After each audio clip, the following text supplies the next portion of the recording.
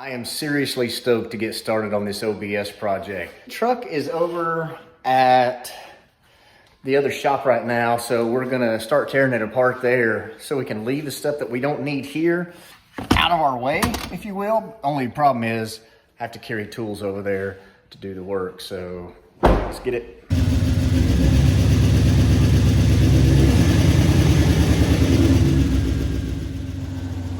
As you would always want to do, I went ahead and put some penetrating lube on some of the bolts that I could access easily, but I was honestly shocked at how well the bolts just zipped right out on the frame. It wasn't rusty or anything, just a little bit dusty and dirty. Then a quick reminder that you can't pull the bumper off with the brackets as long as the bed is bolted down on this gen truck. So you gotta take out the bed bolts. And then I think I put some big crescent wrenches between the bed and the frame rails towards the back there along the bumper. Yeah, that's what I did. So once that was handled, the bumper came off nice and easy. Except for the trailer wires.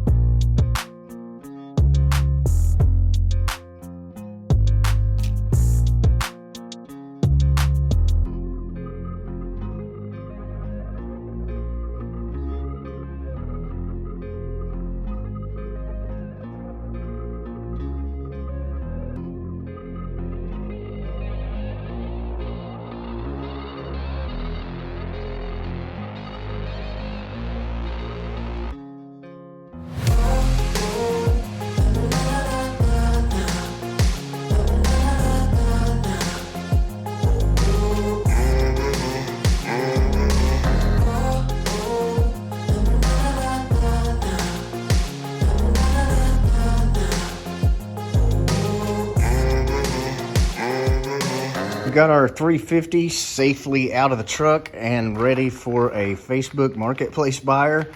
Now we can load this transmission up and get it to Wayne. We're about to pull in here at Wayne's shop, Smothers Supercars. Maybe we'll get a little tour. He'll have something cool in here. He usually does. It's so cool.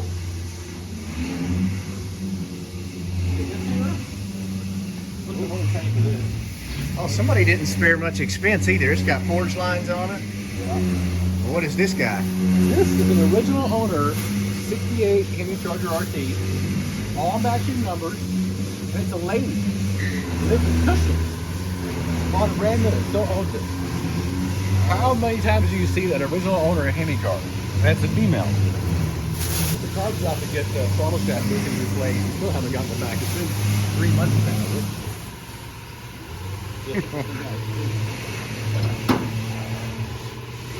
Working on carbs, they'll be finished. That car looks nice.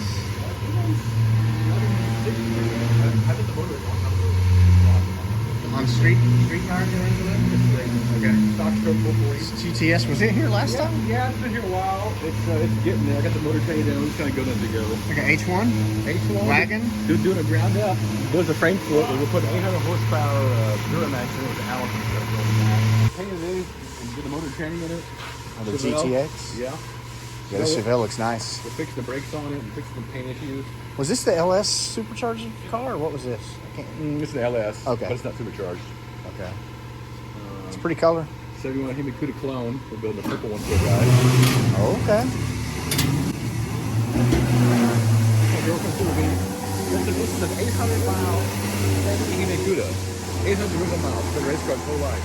Check this out.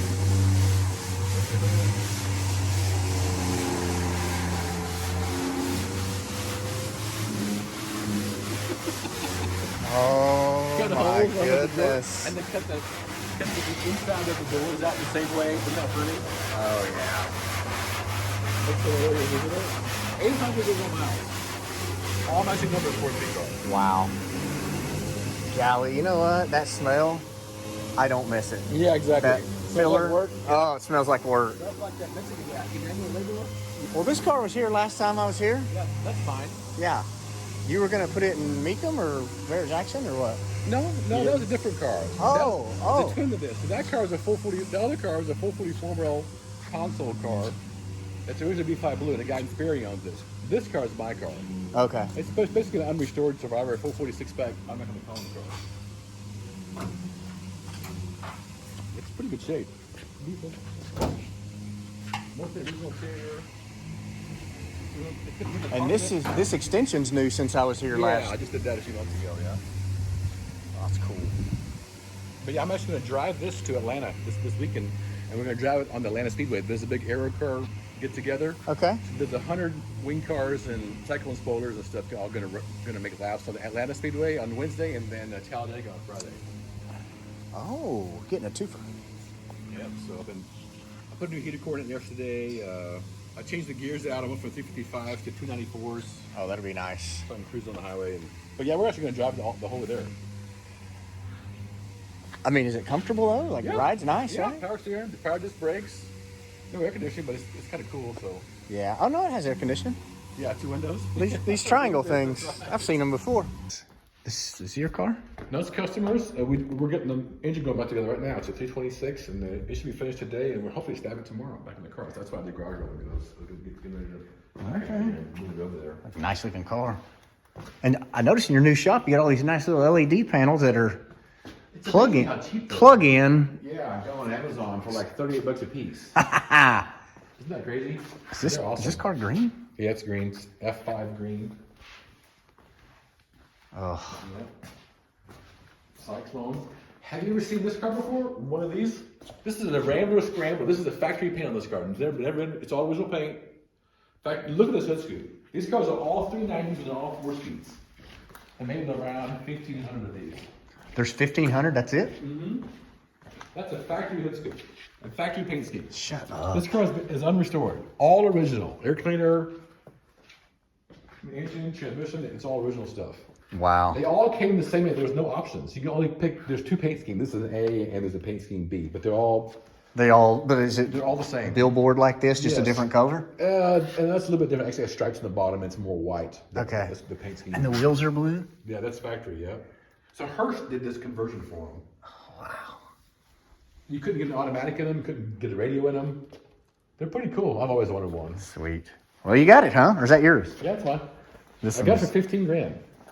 Shut up. Yeah, 15 grand. It's amazing. And you've had this one a few minutes. I bought this not even a year ago. I bought it. When did I go? I went to New York, got this thing. It was solid white, and then I had a friend of mine come out, and he put all the lace and stuff on the orange. He added the orange, and then look at the stuff on top of the scoop. The scoop in the corner. And the roof pillar.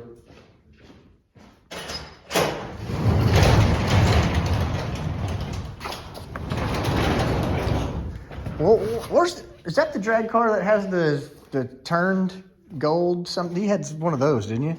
Yeah, that's what I remembered. That. The motor's been done for years. I just haven't I got to finish the wiring on it and finish the fuel system, but I haven't done anything with it.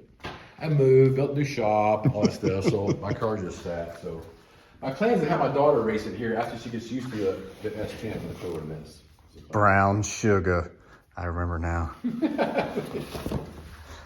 All right, that's done. I think the next step on our truck is probably I'm gonna drain the fuel out of it by hot wiring that fuel pump.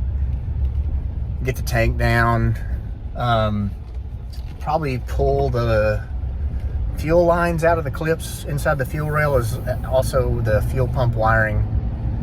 Get that stuff out of the way and kind of sandblast the engine cradle area as well as inside the frame rails and stuff, so I can get that painted before there's a motor and trans in the way. And the new drop spindles are coming with the brake kit, and that just may be 3 or 4 more weeks out, so I really don't want to disassemble the suspension on the front end. So I think we'll just clean it up for now, where we can do the rest of it later. It's absolutely nothing sketchy at all about this. Let's see.